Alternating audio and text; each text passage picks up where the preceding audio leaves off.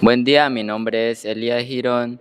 Nuestro grupo está conformado por rol 1, quien es Maylin Castro, la epidemióloga; rol 2, Juan Oliveros, el microbiólogo; rol 3, la encargada de normativa y prevención, Melanie Graterón; y quien les habla, el rol 4, el estratega y comunicador.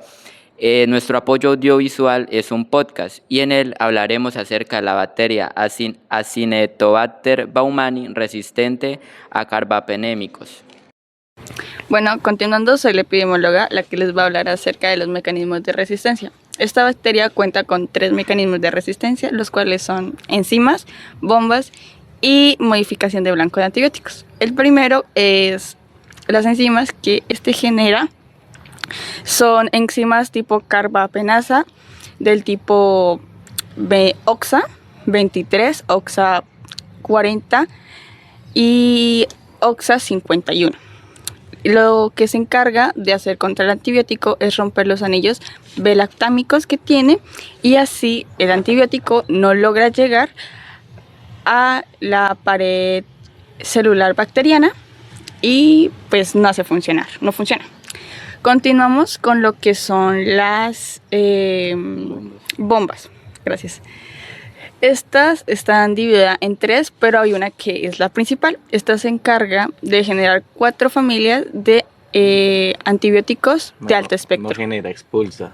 Ok, expulsan 4 familias de antibióticos de alto espectro, que son los aminoglucidos, las quinolonas, los belactámicos también, y ahí incluiríamos las carbapenasas. Pero como ya sabemos, esta bacteria es inmune contra las carbapenasas. Lo que hace... Eso quiere decir que pues esta bacteria es una defensa como tal, ¿no? Entonces, esas defensas que tiene hace que sea inmune, entonces, por así decirlo, a los antibióticos. Sí, por eso es que se hacen antibióticos combinados, o un antibiótico más otro antibiótico, y es por eso que es muy difícil atacarla.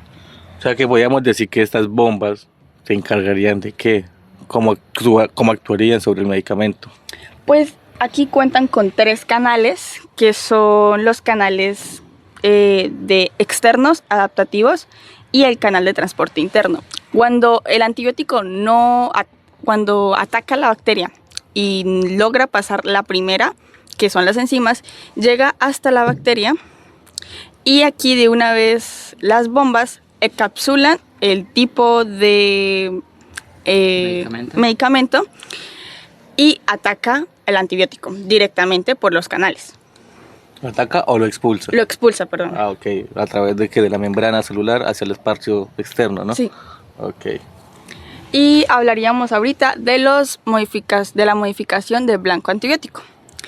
Este se encarga principalmente de modificar su pared celular, porque, como dice el mismo nombre, modificación de blanco antibiótico, su pared celular cuenta con células blancas que puede cambiar a voluntad. O sea, si viene un belactámico a atacarlo, él puede decir, uy, viene un belactámico, se cambia y puede producir uno que ataque a ese belactámico, que sea inmune a ese belactámico. Pero cabría resaltar que múltiples estudios demuestran que no se hace inmediatamente, que cuando algunas células de algunas bacterias mueren, comparten su información genética con otras y estas ya cambian su capacidad, le dicen, hey, venga, me está atacando con una familia, y automáticamente la otra bacteria se cambia de familia, cambia los blancos antibióticos para que no sean del antibiótico que está atacando. Debido a esto podría decirse su complejidad de atacar o acabar con esta bacteria. Por eso los cuadros clínicos que se han presentado dicen que pacientes evolucionan de buena manera y a los días vuelve y decae hasta llegar a su muerte. Sí, porque no han seguido el tratamiento. Precisamente es por eso. Ahora pues hablemos un poquito de la clasificación que tiene la OMS ante esta bacteria. Pues está clasificada de manera crítica, por lo que ya hemos dicho que es una bacteria multiresistente. Esto quiere decir que los medicamentos o los antibióticos que se tienen que usar son antibióticos muy costosos que no todas las personas poseen o logran llegar a tener. Por culpa de estos... Entonces se podría decir que por causa de esta resistencia, esta bacteria puede tener una alta tasa de mortalidad y morbilidad, ¿no? Sí, esa alta tasa de mortalidad y morbilidad es alrededor de 1.000 personas al año, alrededor de todo el mundo, obviamente global. Y pues hay brotes, acerca del 40 al 60% en UCI, aquí en la zona colombiana, por no hacer o no seguir el tratamiento.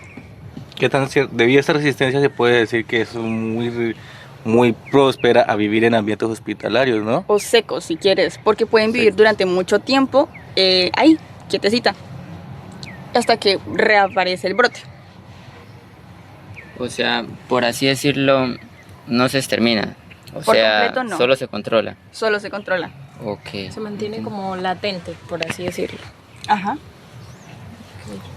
Ok. Ya, seguimos contigo.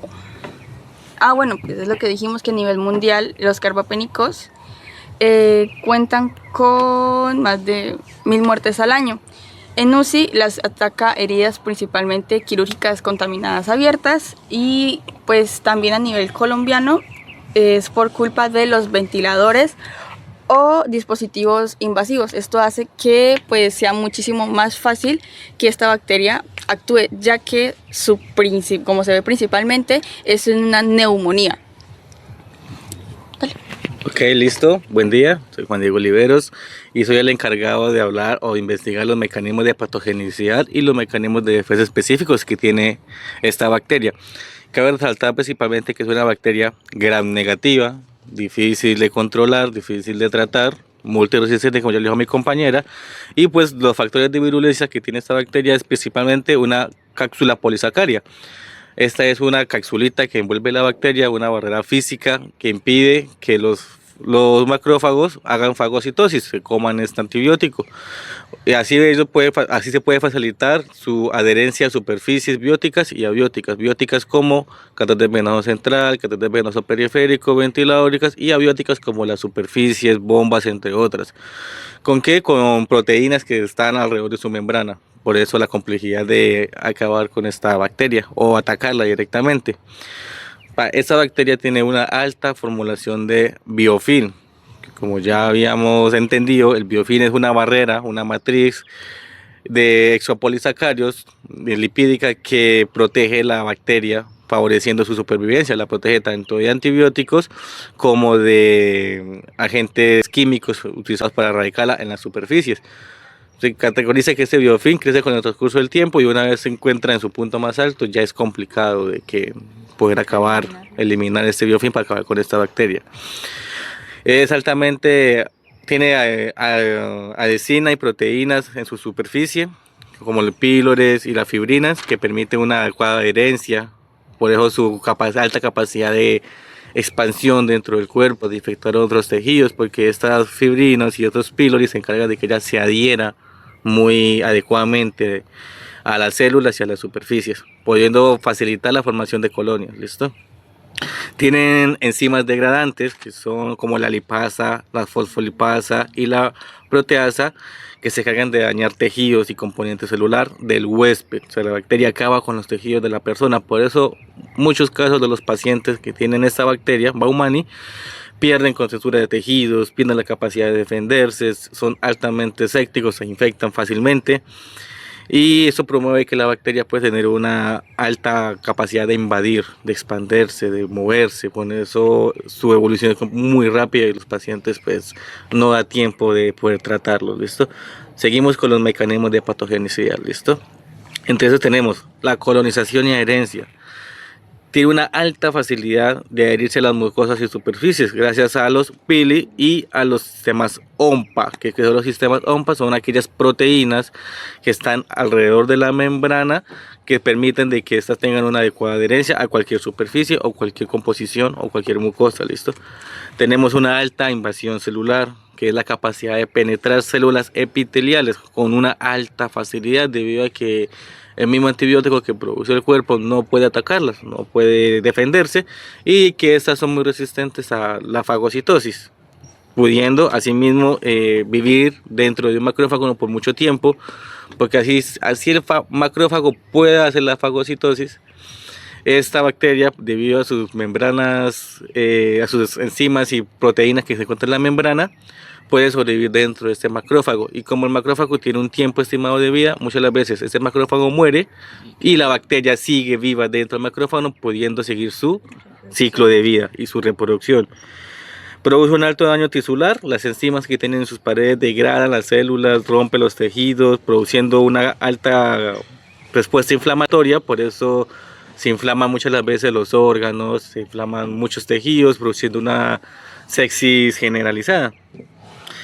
Y tiene una alta resistencia a ambiente debido a que se puede herir a cualquier superficie, es muy resistente a los antibióticos y a los químicos que se utilizan para las desinfecciones en las UCI y en las áreas. ¿Como cuáles? ¿Alguno me puede decir cuáles? No sé, los puntos de toque. El hipoclorito. El hipoclorito, ¿a qué porcentaje se suele utilizar? 0,5. Al 5%. También recuerde que también tenemos como la eucida, como el glutaraldehído. Entonces, esta bacteria, tener muchas proteínas en su membrana, pues es muy resistente a todo esto. Para finalizar mi tema, les voy a hablar de los mecanismos de defensa y la evasión del sistema inmune. Tiene una alta evasión de fagocitosis debido a que su cápsula polisacaria, su cápsula que recubre la membrana, impide que los macrófagos y los neutrófilos muchas veces no los identifiquen. ¿Listo? Entonces, gracias a esto, pues estas células blancas encargadas de nuestra defensa no podrán atacarlos adecuadamente. Puede sobrevivir en cualquier ambiente, el sistema biofil, que es el refugio de ellos, es altamente resistente y tiene una variación antígena, como decíamos, modifican su blanco antibiótico para que no cualquier antibiótico le haga efecto. Entonces, por eso es una bacteria difícil de eliminar, difícil de tratar y muchas veces llega a tener la muerte del paciente. Continuamos con mi compañera. Mi nombre es Melanie Graterón y el rol que me correspondió es el experto en normativa y prevención. Entonces yo les voy a hablar sobre las medidas de prevención intrahospitalarias frente a un caso de Acinetobacter baumannii resistente a carbapenémicos. Esto enfocado obviamente desde el rol del profesional de enfermería. Entonces, en primer lugar, encontramos que hay ciertas medidas de prevención fundamentales que estas se plasman en las normas del Ministerio de Salud y en el Instituto Nacional de Salud. Entonces, el profesional de enfermería debe garantizar ¿cómo se dice? Sí, debe garantizar que se cumplan estas medidas de prevención, las normativas y que durante la estadía del paciente en el hospital pues se reduzca al mínimo el contagio por esta bacteria. Entonces, inicialmente el enfermero debe aplicar el aislamiento por contacto, debe garantizar la higiene de manos en los 5 momentos, así como lo plasma pues la OMS. Se debe realizar desinfecciones en el entorno del paciente con hipoclorito de sodio al 0,5% y se debe supervisar el uso racional de dispositivos como lo son ventiladores y catéteres. También se deben reportar de forma oportuna los casos al comité de infecciones. Todas estas acciones específicamente están contempladas en la resolución 3100 del 2019 y en el manual de medidas básicas para el control de IAS. Compañera, pues comento, no sé si se debe hacer, no sé, algún tipo de cultivo, de superficie o algo que cada cierto tiempo para revisar que las superficies hospitalarias están libres de esta bacteria, ¿no? Eso se debe hacer en un entorno controlado, con adecuadas muestras, dentro de la UCI o ambiente hospitalario, ¿no? Sí. Mi compañero Juan Diego tiene toda la razón. Esto se debería hacer periódicamente, pues, para estar seguros de que el área del paciente no se encuentra contaminada. Bueno, como segundo punto vamos a hablar el papel de enfermería dentro del paquete de atención segura. Aquí el profesional de enfermería debe asegurar el cumplimiento de las medidas de asepsia y antisepsia, educar al personal de salud y también al familiar del paciente sobre el cumplimiento del aislamiento, porque recordemos que en este caso nuestro paciente tiene tuberculosis. También se debe supervisar la manipulación adecuada de los dispositivos médicos y promover la capacitación continua sobre la prevención de la infección. Ya para finalizar, en mi rol, el tercer punto es el programa de optimización del uso de antimicrobianos. Entonces, en este caso, como ya sabemos que el profesional de enfermería es el encargado de administrar los medicamentos, entonces tiene toda la responsabilidad de administrar correctamente los antibióticos, verificando las dosis, las vías, frecuencias, tiempo de infusión y asegurar que se tomen las muestras microbiológicas antes de iniciar el tratamiento. También se deben vigilar los signos de respuesta o fallas terapéuticas y también educar tanto al paciente como al personal sobre el uso racional de los antibióticos para evitar la automedicación y asimismo que se produzca una resistencia. Todas estas acciones están alineadas con los lineamientos del Ministerio de Salud en 2021 y la OMS, que ayudan a disminuir la resistencia bacteriana y a mejorar la efectividad de los tratamientos hospitalarios. Compañeras, de ahí podemos enfatizar la importancia de temas como o materias como la biología, la microbiología y la biología en nuestra carrera, ¿no? Que muchas las veces nos preguntamos, bueno, ¿y para qué vemos esta carrera si mi trabajo va a ser diferente? En estas prácticas o trabajo de enfermería que encontramos nosotros ante la OMS y el Ministerio de Salud, encontramos que es muy importante que nosotros como enfermeros sepamos mucho de cómo se comportan las bacterias, qué mecanismos tienen, porque no somos, como decimos, como acaba de decir su merced, ese apoyo ante el médico, ante los familiares, hasta el mismo paciente, de cómo poder realizar o usar los antibióticos adecuadamente, porque si esa bacteria se me es resistente, yo como enfermero puedo decirle al doctor, pero recuerde que esa bacteria es resistente a esto, debido a esto, siempre pues con los fundamentos adecuados. Y recordar que somos, como usted dijo, somos la primera línea de defensa. Eso quiere decir que también informamos y educamos no solo al personal médico, sino también a la familia. En el caso de que dijo nuestra compañera, el paciente tiene tuberculosis. Así que sabemos que esto tiene que mantenerse en aislamiento.